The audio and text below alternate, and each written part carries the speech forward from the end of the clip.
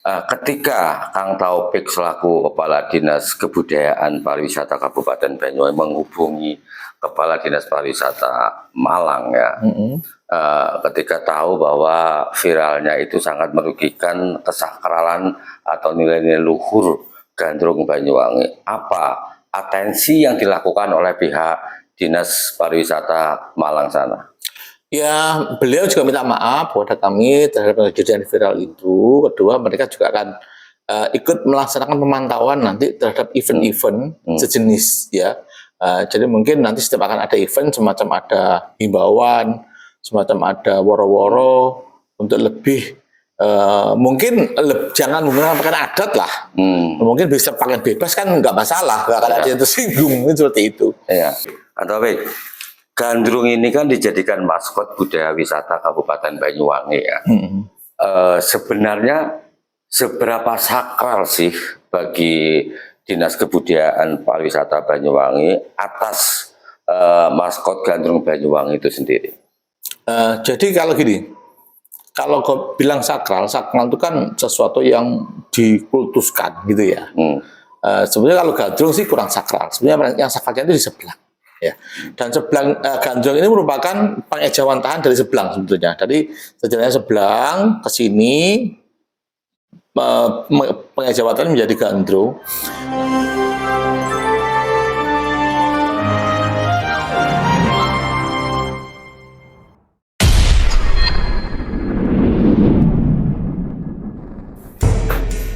Assalamualaikum warahmatullahi wabarakatuh. Pemirsa dimanapun Anda berada, jumpa kembali dengan kami dalam acara Ngobos di Kampung Aclak. Ini kebetulan saya bersama Kepala Dinas Kebudayaan dan Pariwisata Kabupaten Banyuwangi, Bapak Taufik Rohman. Assalamualaikum. Waalaikumsalam. Nah, ini sahabat lama ini ternyata semakin sehat. Yang penting kan sehat dulu. Alhamdulillah. Taufik, ngobos di Kampung Aclak. Ngobos itu sebuah akronim. Ngobos, ngopi bareng, obrolan santai. Nah, makanya ada kopi nih. Nah, ya. wajib berarti. Wajib berarti. Sedangkan Aclak Aliansi Cendikiawan Lari Kampung. Oke, Kang Taufik, sebelum kita memulai perbincangan atau ngobos ini, kita menyeruput kopi dulu. Oke. Nah, ini pemirsa khas di sini nih, Kampung Aclak, kopi rasa apa kata Taufik? Arabica. Arabica.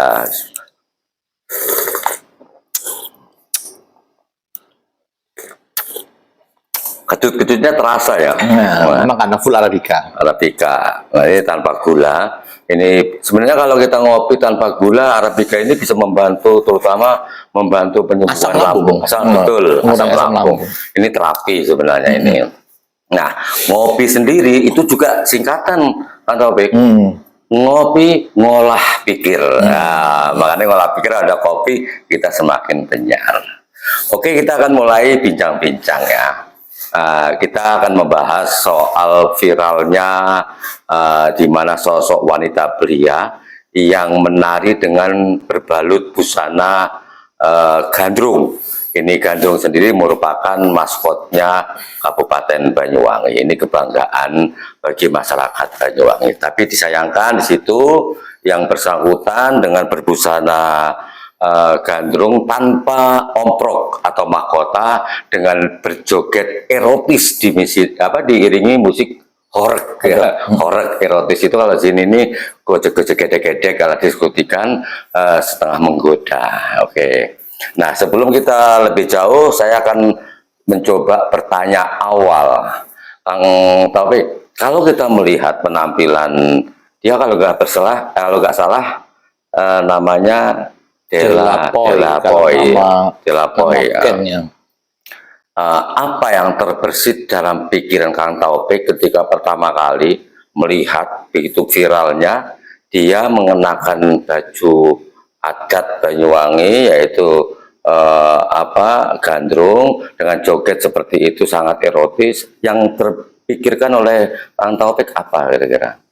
Ya, pertama kami sangat menyayangkan sekali ya, sangat menyayangkan sekali kostum gandrung digunakan seenaknya, di tempat juga yang kurang sesuai, apalagi dengan tarian-tarian yang sangat-sangat tidak sesuai, erotis betul, yang bisa dibilang erotis lah. Karena setiap baju adat, baju daerah, suatu daerah itu pasti punya filosofi sendiri. Nah, kami tidak ngomong hanya gandrung aja, saya yakin semua baju itu pasti punya filosofi sendiri, punya pakem-pakem sendiri, punya aturan-aturan sendiri ketika mengenakannya. Begitu juga bagaimana cara menggerakkan atau menarikannya, tidak seenaknya begitu saja.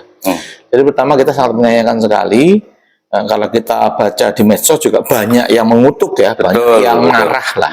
Terutama warga Banyuwangi. Ya nggak Banyuwangi itu juga ikut marah. Kalau saya baca di komen-komennya itu ya, bahwa ini tidak pantas lah, tidak etis lah, dan lain sebagainya. Sehingga untuk merespon masalah-masalah tersebut, kita langsung duduk bareng dengan DKB, Dewan Kesenian Belambangan, dengan teman-teman budayawan, membahas masalah itu, ya. Membahas masalah itu, dan sekaligus kebetulan yang pelakunya Dela itu kita punya HP, langsung kita telepon. Jadi kita klarifikasi lah kenapa sampai seperti itu.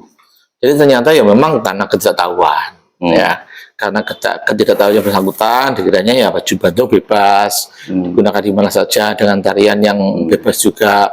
Dikiranya ketika hanya ritual-ritual tertentu saja yang tidak boleh. Nah, ya memang kita juga memaklumi ketika masalah-masalah seperti ini kan tidak semua orang mengetahui. Tetapi harusnya harus mencari tahu, ya kan? Ketika dia menggunakan sesuatu ya dia harus mencari tahu bagaimana, apa dan bagaimana yang akan dikenakan itu. Jangan alasan ketidaktahuan terus dia bebas bertindak melakukan apapun, itu kan juga tidak adil saya kira. Ya. Tapi yang saya dengar ya ada penjelasan lain Pak Taufik ya, bahwa Dela Boys ini backgroundnya seorang guru pertama, guru SD. Kedua, dia itu informasi yang saya terima katanya juga pelatih tari. Betul. Dan salah satunya tari yang dilatih itu adalah tari gandrung Banyuwangi. Nah, kita berbalik dengan pendapat alasan yang disampaikan oleh Dela tadi itu katanya ketidaktahuan. Ketika dia menerjunkan diri sebagai pelatih penari, ya, apalagi tari yang dilatih itu adalah tari gandrung khas Banyuwangi. Ini harus diartikan dia tahu gandrung itu bahwa ada filosofi, ada pakem-pakem yang melekat di dalamnya. Nah, dengan alasan itu kira-kira menurut Kang Taufik ini masuk akal nggak alasan ketidaktahuan itu? Bisa masuk akal, bisa tidak juga. Jadi gini Pak Denny, bisa jadi beliau pelatih gandrung, jadi beliau tahu cara menarikan gandrung, gerakan-gerakannya. Tapi mungkin dia belum bisa memasuki filosofi dari apa yang boleh dan tidak boleh dari baju gandrung itu sendiri. Kan ada dua hal yang berbeda. Tetapi kami juga istilahnya ya menasihati lah. Jangan jadikan ketidaktahuan ini menjadi alasan. Harusnya dia mencari informasi dong. Ketika dia akan menggunakan kostum itu dan menarikan, saya kira bukan hanya gandrung, semua pakaian adat manapun saya yakin punya filosofi, punya makna-makna yang agung yang harus ditaati oleh semuanya ketika menggunakan pakaian itu. Sebagai bentuk penghormatan. Betul, karena kita harus menghormati, ya. Jangan sampai ketidaktahuan akhirnya dia harus siap menerima resikonya. Netizen dimarahin se-Indonesia. Saya lihat di komen-komennya itu bahkan dia sampai sementara akun medsosnya tidak aktif. Mungkin ya dia takut dikomentari lebih pedas lagi. Ini sanksi bagi dia, ya risiko dia gitu. Sebagai sanksi sosial. Sebagai sanksi sosial. Oke, Bung Kang Taufik, kita minum dulu, nyeruput kopinya lagi biar lebih benyar. Siap.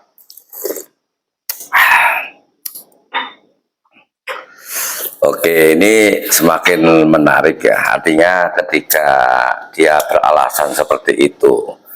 Tapi kalau kita lihat dalam penayangan yang viral itu ya, bahwa itu adalah sebuah acara di mana Karnaval kayaknya. Karnaval. Ya, tapi musiknya yang paling dominan adalah musik horeg.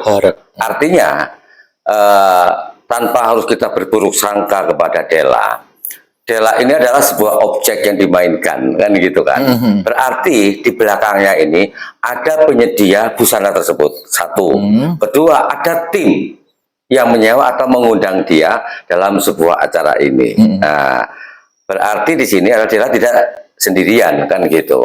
Nah, kira-kira bentuk pertanggungjawaban menurut Kang Taufik ini, apakah dia bertanggung jawab secara pribadi atau bersama orang-orang yang ada di sekitarnya itu dalam acara tersebut?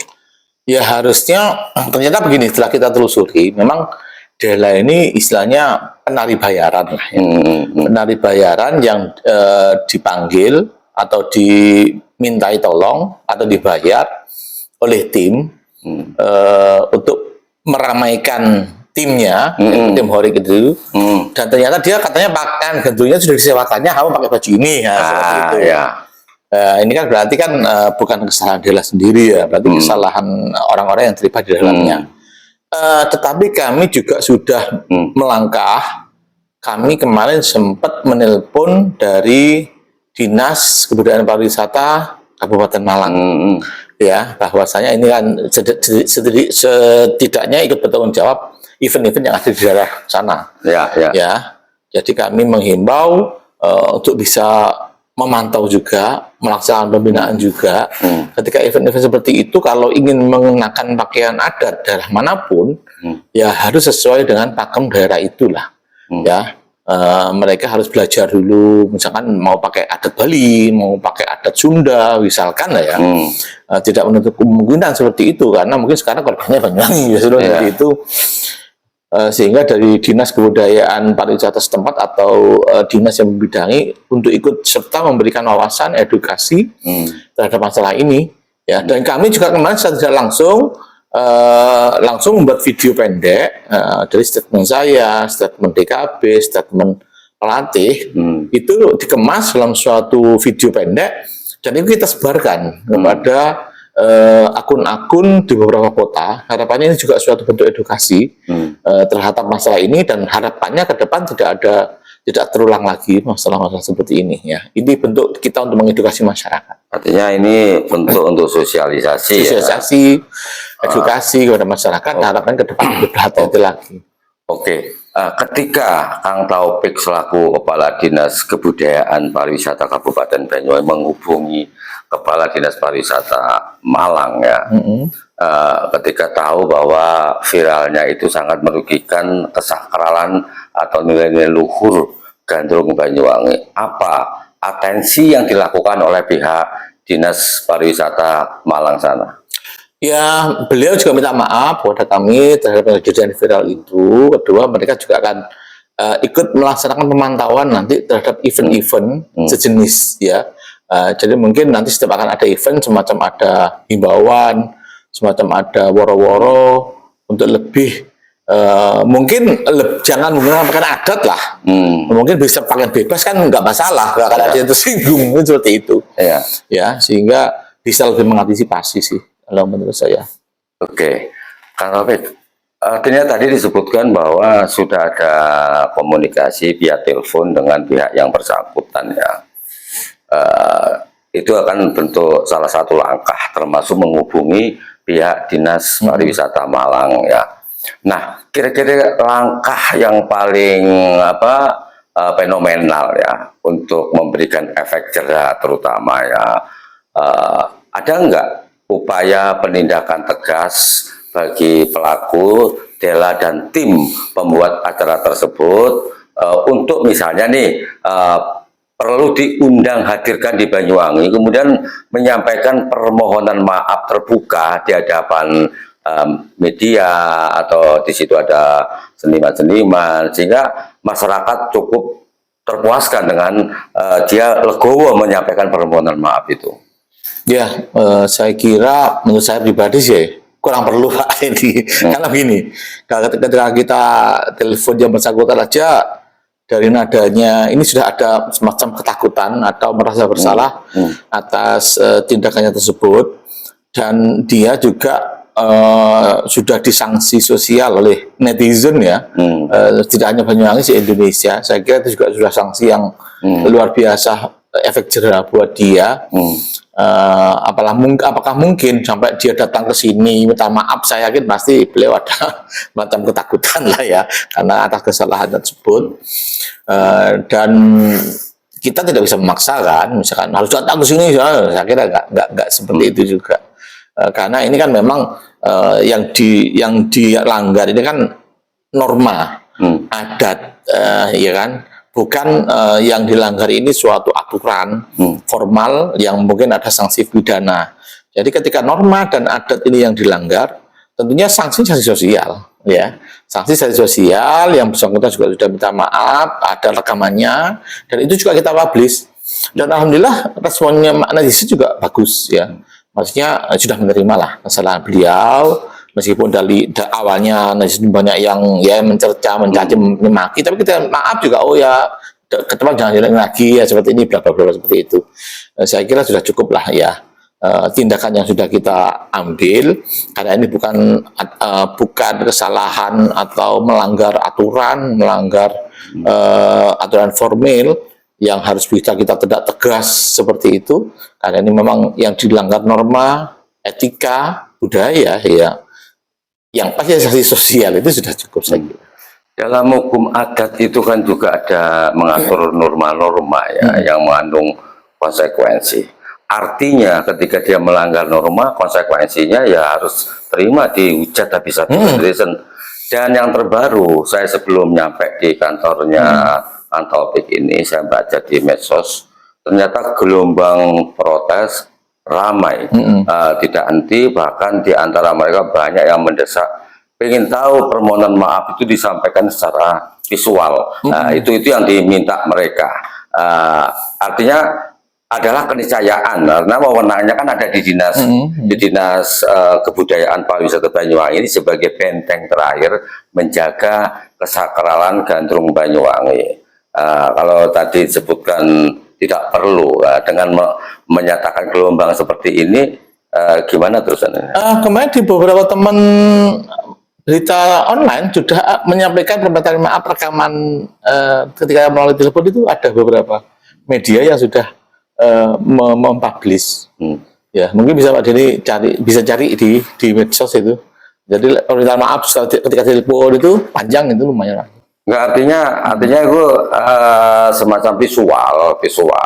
Kalau pariwisata minimal wewenangnya Dinas Kebudayaan Pariwisata Banyuwangi ya untuk mengundang hadirkan. Dia nervous ataupun tidak itu adalah konsekuensi kan begitu. Makanya kan kalau itu langsung lewat visual bukan via telepon itu kan naif gitu, apalagi dia terlihat memang profesinya seperti yang Kang Taufik sampaikan, memang dia penari sewaan katanya tadi itu ya, penari yang sering disewa kemana-mana untuk dengan artinya di sini dia untuk profit oriented. Nah, dengan pelanggaran profit oriented, namun sisi lain melanggar adat dari sebuah budaya yang disakralkan di Banyuwangi ini kan juga luar biasa kan Taufik. Iya, bisa saja kita misalkan mengundang yang bersangkutan, tapi ketika yang bersangkutan tidak datang, gimana? Karena pertama lokasinya jauh. Kebetulan yang anaknya ini juga masih kuliah di UM Malang. Mungkin kalau dekat aja enak kita jemput, kita datang, misalnya seperti itu Pak Denny ya. Ini persatu yang bersangkutan juga masih punya aktivitas ngajar atau sambil kuliah juga. Posisinya juga nggak dekat ya di Malang. Ini juga suatu kesulitan mungkin saya kira kalau kita harus mendatangkan. Terus siapa yang menjamin ketika di sini keamanannya ya, karena banyak orang yang harus gregetan rasanya gitu kan.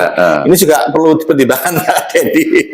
Atau jika tidak memungkinkan Kang Taufik, dia membuat sendiri semacam rekaman video untuk dikirim nah, mungkin itu bisa sebagai bentuk. Tapi sebetulnya kemarin itu ya saat kita nelpon, kita serekam, itu juga salah satu bentuk untuk permintaan maaf dia sih, yang sudah kita publish di beberapa media sosial. Sekaligus tanggapan sekaligus tanggapan dari mereka. Sebenarnya kita pengen video call, cuman yang bersangkutan tidak, ya kita menghargai lah privasi ya, yang bersangkutan tidak berkenan ketika di video call, jadi hanya audio aja. Oke, tapi kan masih ada celah untuk bisa dia menyampaikan permohonan maaf lewat visual kan begitu kan? Bisa.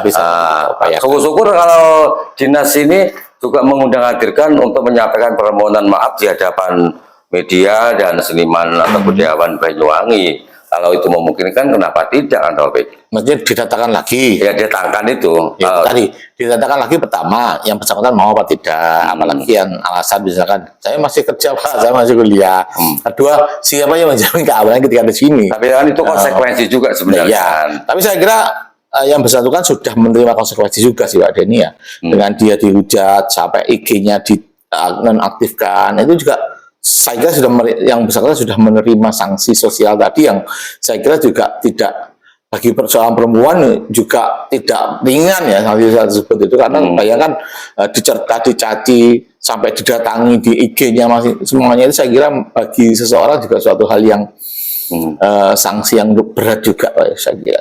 Oke, Taufik, gandrung ini kan dijadikan maskot budaya wisata Kabupaten Banyuwangi ya.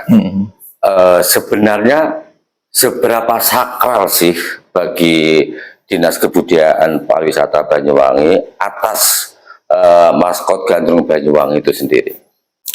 Jadi kalau gini, kalau kau bilang sakral, sakral itu kan sesuatu yang dikultuskan gitu ya. Sebenarnya kalau gandrung sih kurang sakral. Sebenarnya yang sakralnya itu di sebelang. Ya. Dan sebelang gandrung ini merupakan pengejawantahan dari sebelang sebetulnya. Jadi sebenarnya sebelang ke sini, pengejawatan menjadi gandrung. Nah, cuman kan dalam gandrung itu kan untuk orang, kalau yang gandrung yang profesional ya, untuk seseorang menjadi penari gandrung profesional kan nggak mudah. Harus melatih gerakan, melatih gending, gitu kan. Suatu melalui tahapan tertentu sehingga seseorang bisa dianggap menjadi penari gandrung profesional yang akhirnya diperas ya. Meras gandrung itu yang wisuda, meresmikan seorang biasa diresmikan menjadi penari gandrung profesional. Nah, mungkin kesakralannya di situ. Nah, cuman sekarang ini kan gandrung seperti gandrung sewu ini kan tidak melalui proses itu gitu ya. Karena itu hanya sekedar tarian yang dibawakan oleh anak-anak dengan kostum gandrung dan gerakan-gerakan tertentu. Ya. Tetapi yang kami harapkan ketika orang menggunakan kostum gandrung, meskipun tidak melalui tadi proses yang harus latihan, sekian gerakan, sekian gending, dan sampai diperas, ketika seseorang menggunakan kostum gandrung, ya dia harus mengikuti pakem-pakem gandrung, musiknya harus musik gandrung, musik Banyuwangi, gerakannya juga gerakan gandrung. Ya, jangan dicampur adukan ketika dia pakai gandrung, musiknya musik horek, gerakannya gerakan nggak jelas. Nah, ini jangan seperti itu, meskipun istilahnya bukan yang kami harap, yang dimaksudkan tadi gandrung yang profesional tadi, tapi ketika orang menggunakan baju gandrung harus mengikuti pakem-pakem aturan-aturan dalam gandrung itu sendiri. Oke, kan Taufik, mungkin masyarakat di sini perlu diberikan pemahaman, pengertian dan istilah gandrung, karena yang saya pahami gandrung seperti disebutkan tadi, pertama ada istilah gandrung profesional. Kalau dulu dikenal namanya gandrung terop, di atas pentas gitu. Yang kemudian kreasi tari gandrung seperti yang gandrung sewu dan sebagainya. Ini kan ada sesuatu pemilahan yang berbeda, walaupun sama-sama namanya gandrung. Jadi antara gandrung tari kreasi gandrung dengan gandrung profesional. Nah, profesional inilah yang tadi disebutkan sangat sangat sakral, karena di situ harus melalui meras gandrung untuk menjadi seorang penari profesional. Setelah lolos yang namanya gerakan atau tari, kemudian nyanyi atau gending, kan begitu. Nah, ini mungkin Dinas Pariwisata ada nggak mungkin inisiatif untuk menjelaskan masalah itu, baik bentuk buku maupun bentuk visual tentang pengertian antara kreasi tari gandrung dengan gandrung profesional. Ya. Kalau buku-buku sebetulnya beberapa sudah ada ya tentang gandrung. Saya lupa penciptanya siapa itu. Jadi teman-teman budayawan lama itu ya, senior-senior itu ada yang membahas sejarah gandrung, pemilahan-pemilahan, mulai dari gandrung marsan itu kan, sampai menjadi gandrung perempuan, terus prosesinya selama latihan, sampai meras, itu ada bukunya. Cuman mungkin nanti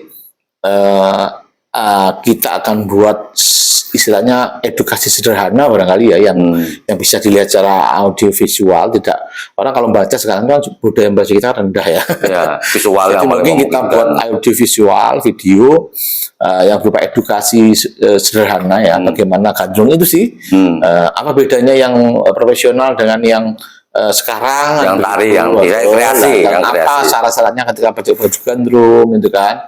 Mungkin itu juga akan kita buat video pendek lah semacam itu untuk kita sebarkan ke medsos atau yang influencer di beberapa kota, karena kita memang punya kerjasama untuk sosialisasi itu dengan influencer beberapa kota, sehingga informasi dan sosialisasi gandrung ini bisa didapati oleh semua orang. Oke.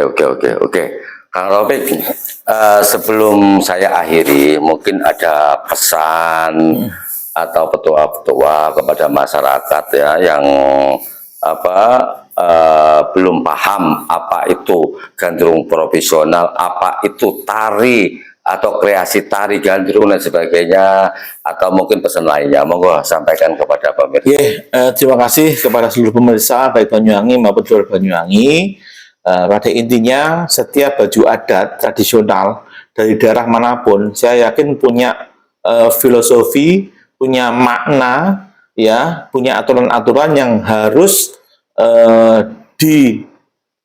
dipahami dan ditaati oleh orang yang mengenakannya. Ya, harapan saya silakan dipahami dulu aturan-aturan, filosofi, pakem-pakem ketika menggunakan pakaian adat tradisional tertentu, ya, sehingga kita saling menghormati, saling menghargai keagungan dari baju-baju adat tradisional tersebut dari daerah manapun, dan tentunya kita bisa menggunakan baju tersebut dengan benar, dan apabila itu disertai dengan tarian, juga dengan tarian-tarian yang sesuai dengan pakem dan aturan dari baju adat tersebut. Mungkin itu. Oke, terima kasih Taufik. Oke pemirsa, mudah-mudahan apa yang disampaikan oleh beliaunya ini dipahami sehingga tidak perlu lagi terjadi yang berulang-ulang seperti halnya pelecehan yang baru-baru ini sempat viral, yaitu pelecehan terhadap eksistensi maskot gandrung Banyuwangi. Salam budaya berbasis kearifan lokal. Wassalamualaikum warahmatullahi wabarakatuh. Waalaikumsalam warahmatullahi wabarakatuh. Terima kasih Kang Taufik, mudah-mudahan selalu sehat. Amin. Kita lanjut ngopi lagi.